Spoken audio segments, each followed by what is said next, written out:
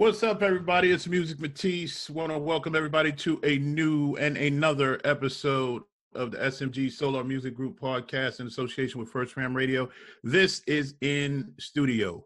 My guest today is an upcoming R&B singer. We're going to break down with this gentleman, his music career, where he wants to go, what he wants to do. We're also going to fill you in on his latest single and where you'll be able to cop that at. Give a warm welcome to in studio, the one and the only Derek Webster. How are you, sir? I'm good. Everybody doing? Good, man. Happy to have you on the show. Definitely happy to have you on the show. As I said in the intro, you got a new single out. Yep. First and foremost, let's start with the beginning as far as the music business. Okay. How did you end up becoming a R&B singer? What was the interest and when did it start in your life? The first time I got my heart broke. Are you serious? Yeah, man. Like I've always been able to sing. You know what I mean? Like, you know, every kid growing up, everybody wanted to be rappers. Right. I mean, but then I was the one in the rap group that ended up finding my voice. And then like the girls like, oh, you can sing. I'm like, oh, I can. Wow. But I remember, like, you know, the first time, like, you know, me and a young lady broke up. Mm-hmm. And I remember R. Kelly Down Low remix was playing. Mm-hmm. And I remember just writing a song to, like, his rhythm. Mm-hmm. And that's where it started at. That's where it started. Oh, so man. I was, like, probably 12 years old, 13 years old. Like, people were saying that my music was more mature than my time. Mm. You know what I mean? Okay. So it's kind of the same way now. Like my pen game, you know what I mean? All the music I write is very relatable to so everybody can understand where I'm coming from. Now, you said write. Are you talking in the context of just writing lyrics, or do you actually write music, scores, music sheets, cue sheets, things like that? Not just writing the songs, just writing the songs. Yeah, you know what I mean? Like, I could see a situation and a song comes to me like that, mm-hmm. you know, something and just like that, or you know what I mean. I could be watching a movie, and everything every song I have so far is either from a personal experience or something that was told to me or that I've seen. Oh wow, okay. Do you play any instruments, keyboards, or anything? Yo, in my head, I'm like a young Jamie Foxx, but I can't play an instrument to save my life. But I would love to play the piano. You might think that this is weird, but I totally understand that. Yeah. I totally get it. And it's a lot of people in the music business today that are very successful that deal with that same thing. They don't actually play instruments, but they have all this music in their head. And those are the people that end up getting it out and becoming successful. Let's talk about where you grew up and how music actually influenced you. Where are you originally from? I'm originally from Raleigh, West Virginia. Okay. I'm from Raleigh, West Virginia. Mm-hmm. And, you know, as a kid, I moved over here to New Jersey. Okay. You know, and like I said, like I mean, I was just one of them kids that I was very into school, basketball, and music. Oh, wow. So, what kind of influence did music have? Like, who are some of your influences musically? I would say coming up, I love, you know, the Boys the Men, you know, love Brian McKnight. You know, Michael Bivins is actually my first cousin from Belleville, DeVoe. You know what I mean? Like, that's my first cousin. But I would say, like, along those lines, you know, then of course, as I got older, then it was the Tyrese's, you know, Eric Roberson, you know, things of that nature. Right. Okay. Have you had a chance coming into the business and with the release of your first single, have you had a chance to just, even on a business level, have any type of in-depth conversation with Michael Bivins as far as what, you know, maybe what you should do, how you should go about, you know, marketing yourself, etc.? I can't, not really. I mean, I think the last time I've actually seen him, it had been some years ago. You know what I mean? You know, like we had conversations about, you know, how he can help and how he can help, but Mike got his own life. You know what I mean? Right, exactly. Yeah. He got his life, and then I went and I paved my way for myself as well. So now along the lines, I've been able to have in-depth conversations with Tyrese, with Tank, Eric Roberson. Eric Roberson was actually my neighbor for a few years. You know what I mean? Guys like that, yeah. Yeah, that kind of puts you in some good company then. So even though you didn't get to talk to Michael, you still didn't drop the ball. Yeah, you still got some, you know what I mean, some ground conversation, you know what I mean, as far as the music. So that's dope. Yeah. Absolutely. I mean, Eric Roberson lives literally. He was my neighbor. Now we're like literally like 15 minutes away from each other. Yeah. Who would you model yourself after, like, far as R&B artists? Like who would you say you sound similar to, or? As far as sound. I'm very pleased to say that I sound like myself. Right. Yeah. I'm very pleased that I sound like myself. Now, as far as like my writing ability and the way I orchestrate my music, I get comparisons to Donnell Jones, to Joe. Okay. Joe, Donnell Jones, that's my main two right there that I always get comparisons to. Mm-hmm. Okay. Do you say that what you're doing now musically is a combination of rap and R&B, or is it pretty much just straight ahead R&B? Oh man, like I'm like your young people Bryson, man.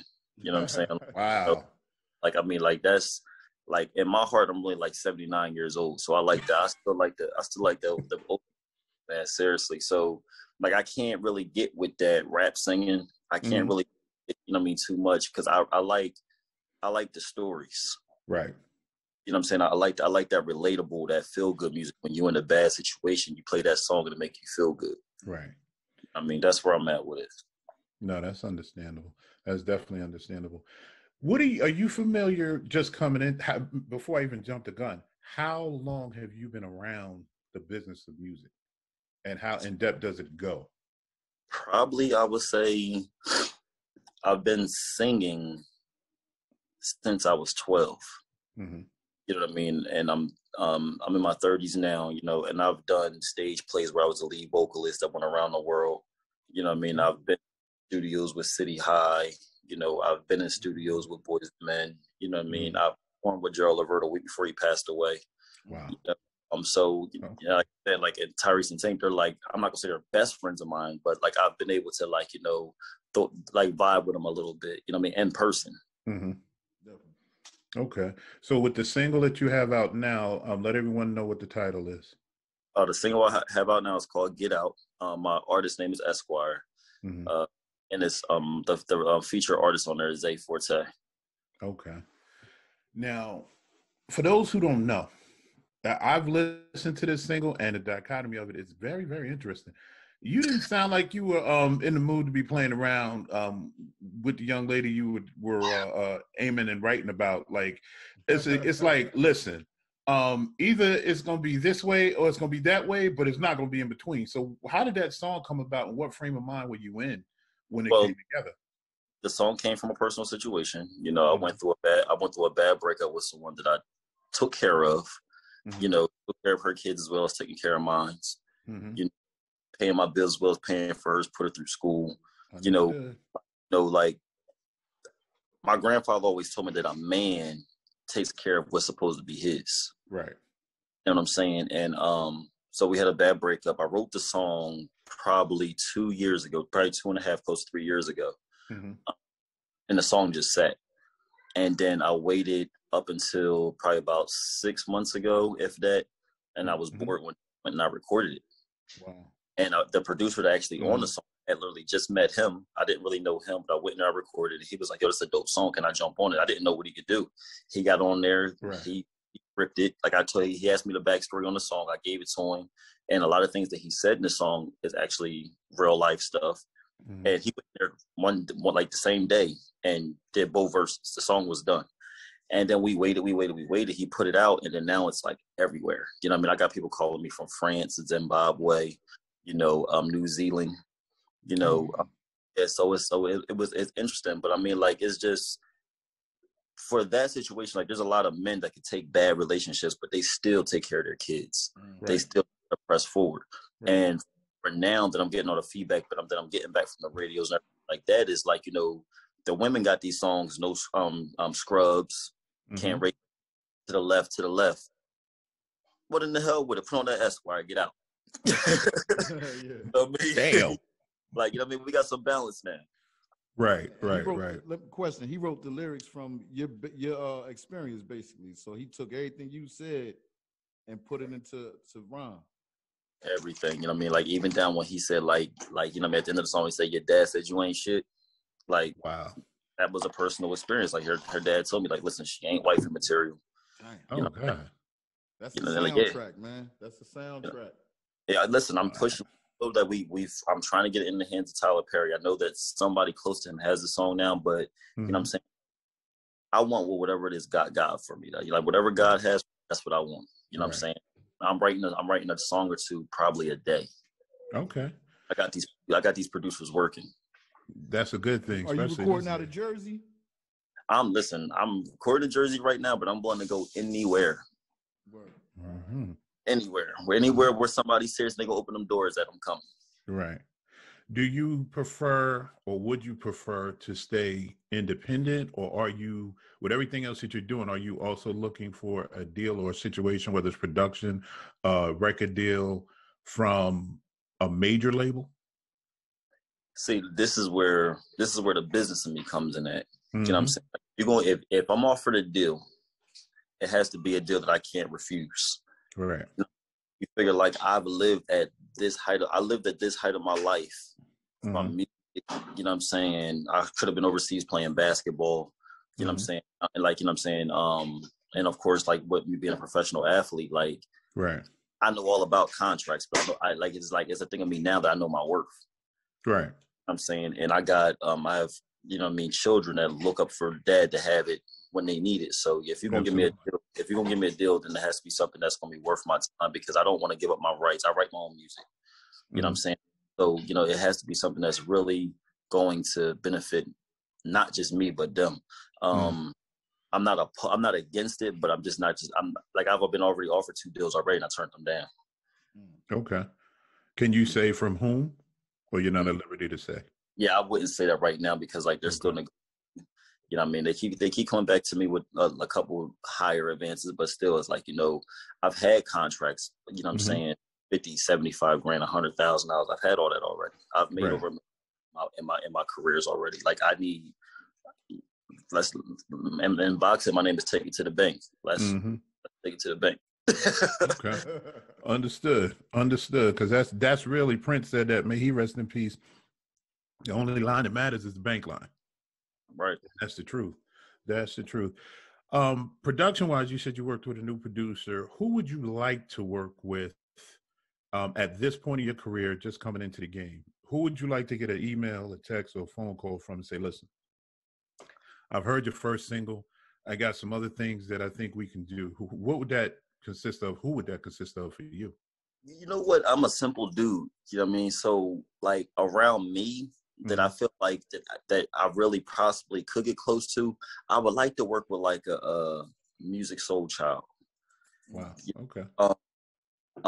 Eric Roberson is extremely busy. You know what I'm saying? Because he has his career, and then he's also I believe a dean at a university. But I would love to just sit and create something from beginning to end with him. You know, on a larger scale, man, bring me like a Brian McKnight, like, you know what I mean? Because that's where I'm at. Like, you know what I mean? Bring me like a Brian McKnight. But then, like, even like I said, if you want to go further back, man, like, I would love to work with People Bryson. Like, you know what I mean? Anita Baker, somebody like that. Right. I mean, you want the real ones involved. Everybody you named is real at what they do.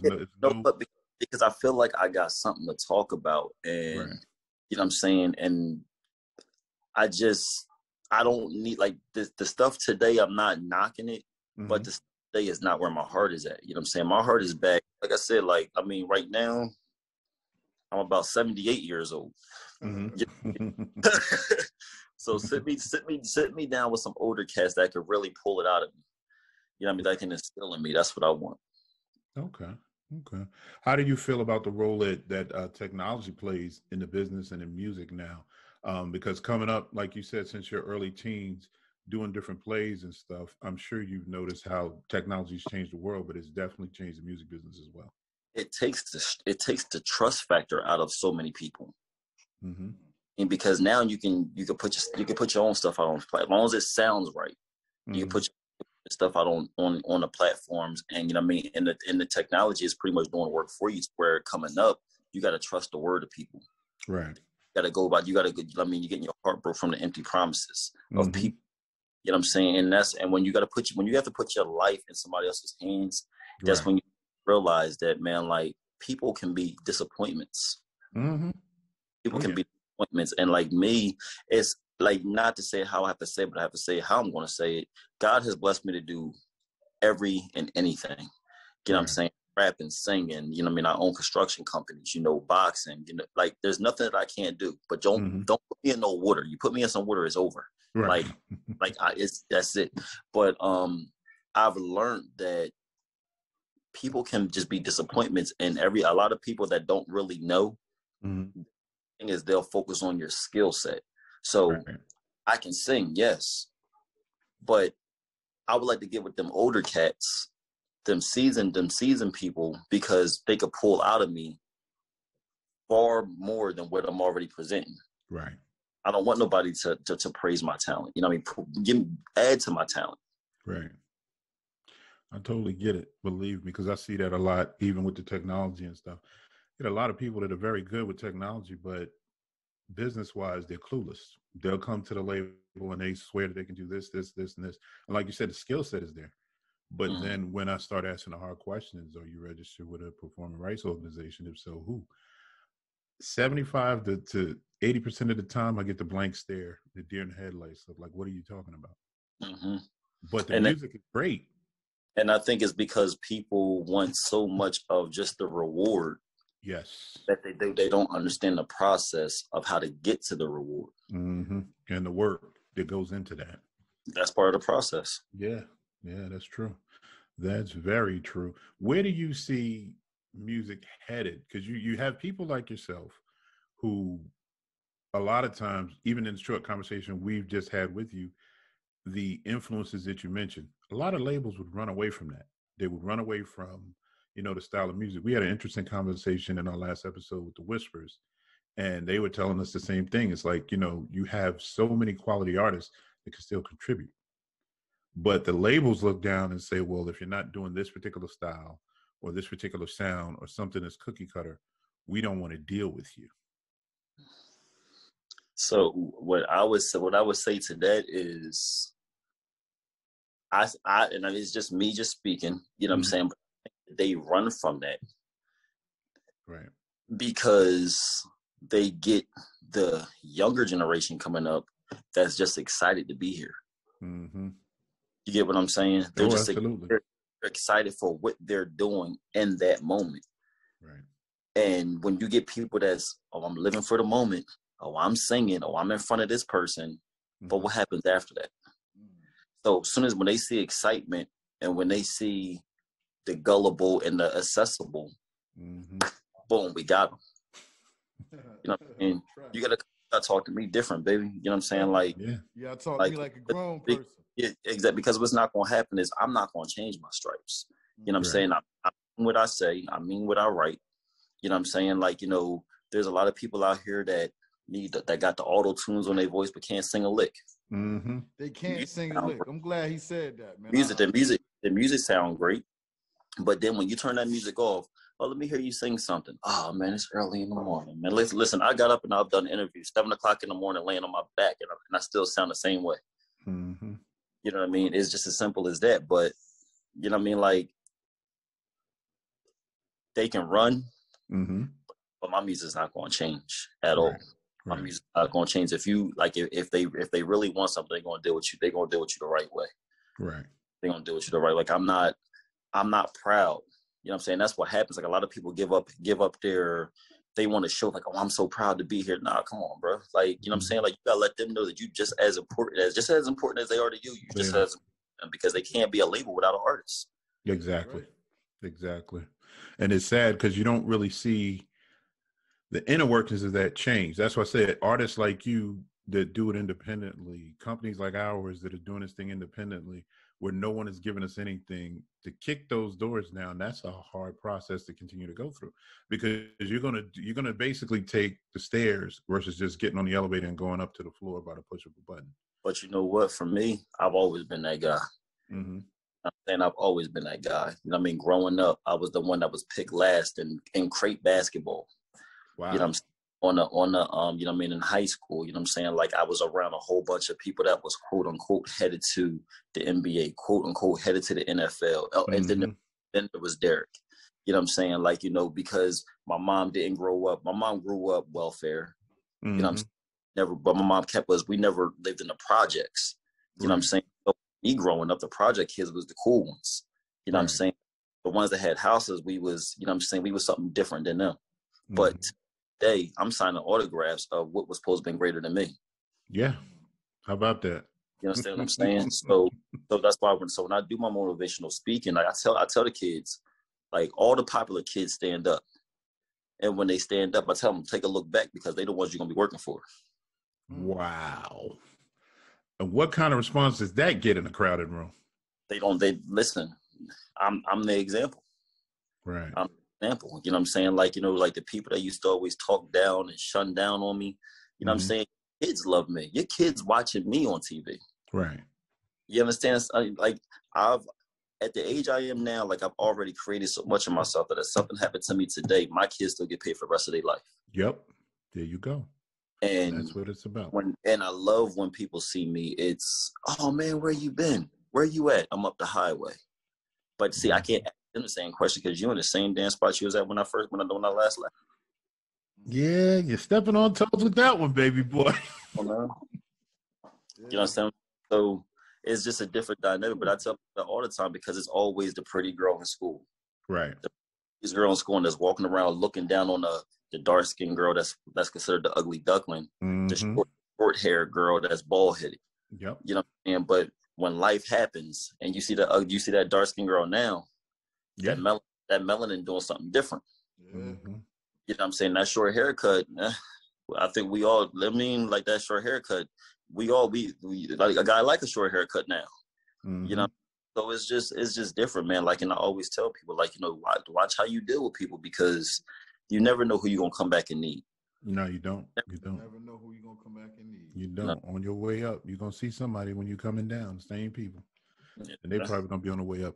What do you have, or does your team have in mind in reference to marketing and promotion and bringing attention to this single?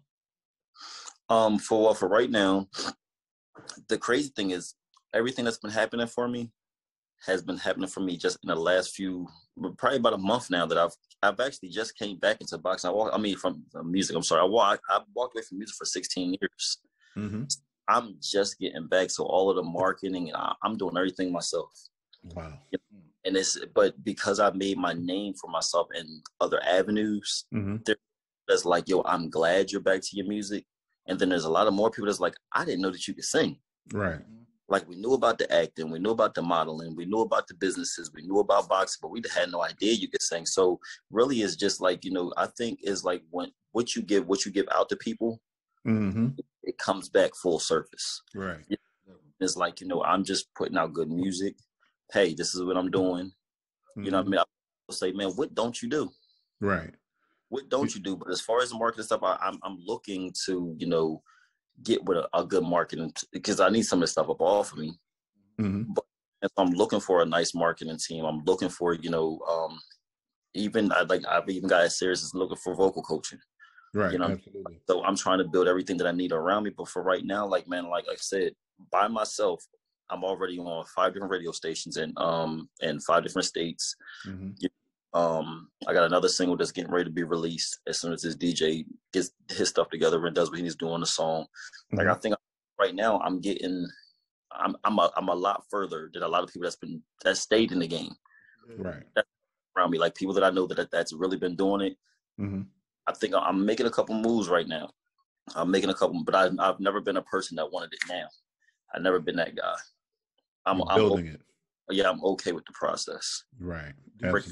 Brick by brick, I'm okay with the process. Do you see yourself making more like hip hop records, as far as like to go along with the R&B? Oh yeah, definitely. I mean, I just actually hooked up with a dude. His name is Kenny, but I met him on Clubhouse. Clubhouse is amazing, man. Yeah, Clubhouse is amazing. And this dude, I mean, he got bars. So I literally just sent him one of my tracks that I think is supposed to be done today. So when I get it, you'll have it. I'm actually doing something with one of the Wu members, Ali Star. Okay. You know what I mean? I'm doing something with him. I don't know if y'all heard the guy named Funch from Camden, New Jersey. You know what I mean? Me and him, we getting ready to have a record together. Like I love collabs. I love collabs. Okay. You know. Now are you from? You said originally from West Virginia, right? Yeah, I'm from West. Now, what's the Jersey hookup? Because I'm in Jersey. Yeah, well, I was born in West Virginia. Okay. Yeah, just born there, but I've been raised my whole life pretty much over here in Jersey. You know what I mean? Between Jersey, nigga. Between Camden and Camden, Deptford, and Glassboro, New Jersey. Right. Okay. Well, that's a good thing, man. Well, let me touch on something really quick. And we basically have had a great interview thus far. As far as I'm concerned, it's just been a pleasure listening to you, your insight, your input. And I think at the end of the day, with just the way you've spoken and the depth of your knowledge, I think you're going to have a hell of a career in front of you. Let's talk real briefly, though, about just this combination. You seem to be a jack of a lot of trades, and it seems like you've mastered majority of them, if not all of them. But I got to honestly say, as long as I've been around the music business, as long as I've been broadcasting, doing the different things I've done, I thought Jamie Foxx was, different all the way around. But you are, and let's be clear on this, a former boxing champion. How do you combine boxing and music? What type of gift is that? Whoa. Rewind. Current, still boxing champion. What? Yes, sir. Yeah, you don't take it from me. I can't with you, bro. You got too much going on, and I'm thinking you had walked away from this. So you're saying you're still a current boxing champion and releasing singles as an R&B musician and singer. Yeah, sir. Yes, sir. That's ill. I like that, man. Could we give him a round of applause for that? We gotta give him a round of applause. Absolutely, for sure. For real, you can't. He got his roses. He stepped out and he took it straight to the music, man. That's the winner to me, man. That's the champion. Yeah, I'm still ranked in the top. I think I'm still ranked in the top 30 in the world. Just as a boxer in general. Still have my belts. You know what I mean? Wow. Yeah. That's a combination you don't get every day. Yeah. Current. Any of y'all promoters out there any boxing promoters out there, if you got somebody from super middleweight to cruiserweight, we can fight. Fight. And ladies and gentlemen, the champ is here. He has spoken. So say that one more time again, champ. So let them know. Don't be bashful. Let them know. Fight. Let's fight. Yeah, we can still get it, man. Like I just put my name in for 2 fights, and like the promoter was like, "Oh, that's their brothers." One fighter was in my division, and so then I went and I sought out another guy, and I seen that he didn't have an opponent, but he was 2 weight classes bigger than me. Wow. 2 weight classes bigger. So I said, you know what I mean? I said, I'll fight him too. You know what I mean? So he said, you want the big brother or the little brother? I said, I'll take them both. My man. And I'm still waiting for a response. This is my last boxing question, because we are focusing on your music career here. Just let everybody know what titles you currently still hold. Right now I'm the USBA, you know what I mean? The USBA super middleweight champion. You know what I mean? The UBF super middleweight champion. NBA super middleweight champion. They're all intercontinental titles, so I mean I can get a call for a world title anytime now. I haven't looked at these belts in so long. I got 7 belts. Hey man, I got 7 belts. I haven't looked at these belts, and I walk past them every day. Sometimes I shine them up, but yeah, you know what I mean. Blood, sweat, and tears, man. That's that sweat swag, man. Let's market the brand on that right there, man. Yeah, it's actually my clothing line right here. So, see, look, it's destined, man. Yeah. Well, let me ask you this. This is $1 million career-breaking question here. The single comes out, goes through the roof. You become a platinum-selling artist, career-wise. You just said you can get that call at any time, as far as the contracts you have set up. Get the bag. So let's just play devil's advocate here. You got to make one choice on the same night. Is it a title fight that happens to be the same night of the Grammys, where are you going? Which one are you taking? You're nominated for a Grammy for let's really do it up. You're nominated for multiple Grammys.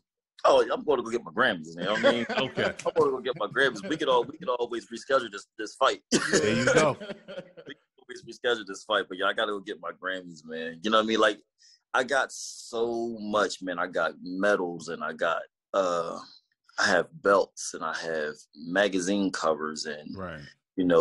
Memorabilia, because Roy Jones Jr. is huge in my life. 50 Cent's huge in my life. Mickey Ward. I mean, the list goes on.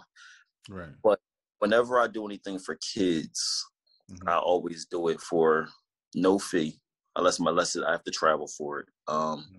But my thing is, like, I get paid for my speaking. So, right. But when it has to do with kids, I remember as a kid, I didn't have nobody to save my life. Right. You know what I mean? The streets is with it. So I've always wanted plaques. You know what I'm saying? Instead of the money. Right. Because the money I'm gonna put up, the money I'm gonna spend, but the plaques is forever. Yep. So my children, when they go and they look at my memorabilia room, they can see that nobody in this world. Yeah. You know, like my dad helped this person. He has this mentoring program. He's visited this state. He's been honored in this state. You know what I'm saying? And I've had to actually sit down with my kids at times and ask them, like, yo, how does it feel to have to share your father? But they was like, my kids have told me, like, Dad, these kids need you. You know what I'm saying? So yeah, I'm going to get that Grammy. So my kids, will say, got a Grammy. What's your dad got? Right. and it's funny because I use my plaque room the same way. My daughter's grown now, thank God. She's married. She's, doing her thing. But I was a single dad, and I got custody of her when she was 18 months, and I'm still trying to do things in this business. And I use my plaque room back in the day for the exact same thing. When you come in and you see Dad's working with this label, that label, he's marketing, he's promoting, this is what this platinum or this gold record is for. And it helped her, realize that, wow, he's not missing a beat. He's raising me. Has dual careers, but it could be done. So that's definitely inspirational, man. And we definitely salute you for that, for real. I mean, I had a friend of mine that I grew up with, and real short, he called me less than a month ago. He said, "Hey, man, I work with you," because I encouraged him to write his first book.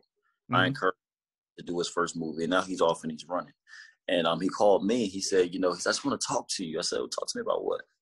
He said, I just want to see you. I just want to see you focus on one thing and just be great at it. Yeah, that's what I said. But I had to explain to him. I said, that's exactly what I'm doing. He said no. He said, but you're boxing. He said, then you're modeling. You're doing movies. You're directing your own movies. Now you're back to your music, which you're great at. I said, so I don't understand what you're saying. He said, I just want to focus on one thing. I said, I am. He said, well, what are you focusing on? It's called success, baby. Focusing on me and getting there, yeah. And it's called success. There's nothing in this Bible that says that God's blessing comes with a cap. Yep. God gave me these tools at 24 years old when I could have went to prison for staying out here hustling with the rest of these clowns. Right. You know what I'm saying? Out here acting reckless. I almost lost my grandfather. That was my grandfather's the voice of my life. He told me, he said, it's either the streets or it's me. I flushed 4 ounces of coke that day. 4 ounces. That's some serious money. But I refused to lose the person that really believed in me.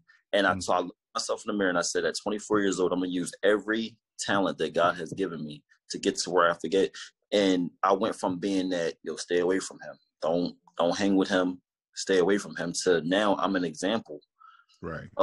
Of what can be, because, no, I've never been to prison or anything like that. You know what I'm saying? But I could have been killed. There's times I shouldn't be here now, but I changed my life over. And I'm not afraid to talk about where I came from. You know what I'm saying?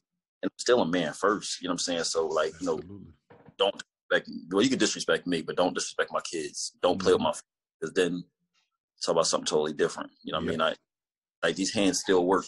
You know what I mean? You know what I'm saying? But it's just I try to be a great guy, man. And but success is just, I just want to be better than I was yesterday. Right. Absolutely. Absolutely.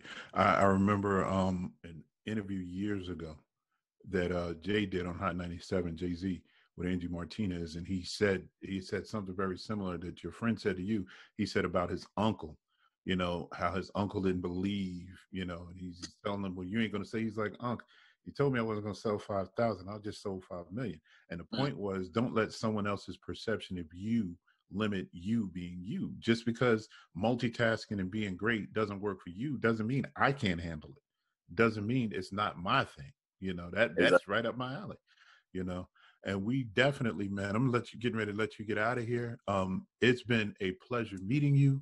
It's been a pleasure speaking with you. We're definitely here. You got a friend here at the show. Anything that we can help you promote, anytime you want to come on and just talk, even about some of the children's organizations and things and the charity work you may be dealing with and doing, just let us know, man. And I definitely want to give Missy E a shout out for this introduction and for this connection. That's my sister in this, and I'm getting ready to log off here shortly. Me and her are going to do our thing down in 103. Love 103 in Georgia. So, salute to you. Keep doing what you're doing. Do not stop. And I know you're not going to. I could tell that just from this conversation, man. And we wish you much success. I do have one request, though. Of course. And I think my engineer and my partner here in the show is going to back me up on this one. When you go platinum, let me clear my throat and say that again. When you go platinum, sir, and he will. That's why I cleared my throat. I wanted to be clear what I was saying. Well, Jersey.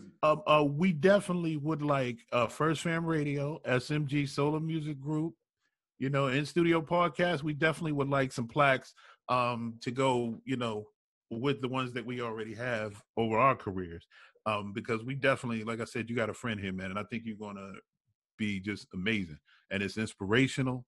Peace to you. Don't be a stranger, and definitely get back with us. Before we go, Chill, you got anything else? All I ask from the brother, man, is if he got any exclusives right now. And I gotta let him know because I just put it on my playlist. My man. Okay. I put it on my playlist. So I'm planning on rocking this for the streams because it's R&B too. So right. I got a sweet thing for that. But if you got any exclusives, send them over. Even acapellas, man. You know how it's in Jersey do it with the mixtapes. We still flip them to the blends. We can do an acapella right now. All right, word. Yeah, if you got the acapella for this too, man, please. I will send it back to your email. You won't be disappointed. My next single coming out is called "Can't Wait." This record is crazy. You know what I mean? It's crazy. Like I'm just waiting for the DJ because I got a little scratching going on there. So do his thing, and I'll be releasing that hopefully in a day or so. The song you'll rock with that song, and I'm showing versatility. Like I'm actually rapping on the first part of the song, and then I'm singing. But the song itself is phenomenal, man. Like, and I just like to see my penmanship come to reality. You know what I mean? It's a good thing. And I start seeing people bouncing to it. I'm like, that sound kind of cool right there. You know what I mean? Yeah. So, real quick, let me ask you this: like, I don't know if you got to experience your record being played in the clubs by certain DJs, but I believe. Well, right now, the clubs is down right now. Yeah. But I know right now we have some. But go ahead. What was you saying? No, I was just saying, just like little events, like even if you do capture it, you know what I mean. But if you don't, I'll show you what it looked like on our end. You know what I mean? Because I got a couple DJs still being booked. Listen, that's love, man. Like I appreciate that. I anything, man. Like I'm here for it. You know what I'm saying? Absolutely. Anytime you have me back on, just hit me up. You know what I'm saying? And I'm here. Well, we appreciate that, man. Last thing, just tell the people where they can find you on social media, where they can get your latest single. Remind them of the name of the single again. Okay. My social media handles. My Facebook is just Derrick Webster, DERRICK. My Instagram is a new Instagram is bank_time36. That's bank_time36. And I'm actually promoting my music on there. I'm doing acapellas on there, my writing. I have a YouTube channel, Esquire Music, 2 words, Esquire Music. And again, my single is Esquire Get Out on all platforms, TikToks, all social medias. Pandora, iHeartRadio. It has reached Beezer all the way in France. You know, it's everywhere. You know, and I'm shooting my first music video for Get Out. I'm shooting that March 21st with Gil Reels from Brooklyn, New York. You know, he's a festival award winner, the hip hop festivals. The dude's amazing. He's done a Tupac documentary. He does some huge things. So we're shooting a video for it. So that's why I'm trying to wait to release my next one, because I want to get the music video done. Right. What's the location for the music video? Say it again. Y'all have a location for the video? We're gonna do it over here in Jersey. We're gonna do it over here. Can we be blessed to be on the set, man? Because we of course. Send me info. Like, of course, that's footage right there. Word. Absolutely. And we definitely covered right there. Absolutely. So if no one has anything else, gentlemen, this has been a great episode. Derek, definitely, we appreciate you coming on. Again, we know you're going to do great things. We look forward to bringing you back as those things actually start to take off and you begin your rise to stardom. This is Music Matisse in studio. Telling